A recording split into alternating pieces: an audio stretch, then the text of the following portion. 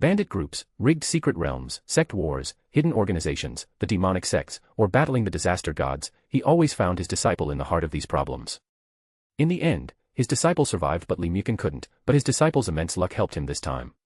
Now, regress 200 years in the past and armed with future knowledge, locations of secret realms and opportunities that come by once a millennium, and the powers of a disaster god he knows nothing about, he'll rewrite fate, and find his genius disciple again. He won't settle for simply surviving this time. The war with the disaster gods is coming and he's ready to face it. What to expect? Detailed study of each cultivation realm and the workings behind them. No pop pills / absorb chi to jump levels. Each cultivation method will also be explored in detail along with other aspects of cultivation. A nice balance of direct action with swords and understanding the Tao to gain enlightenment. AMC who would be ruthless when needed. Nicely paced. With a mix of hidden plots, schemes, actions, alchemy, and most importantly teaching. Strong to stronger. A strong cast of characters that will get you invested.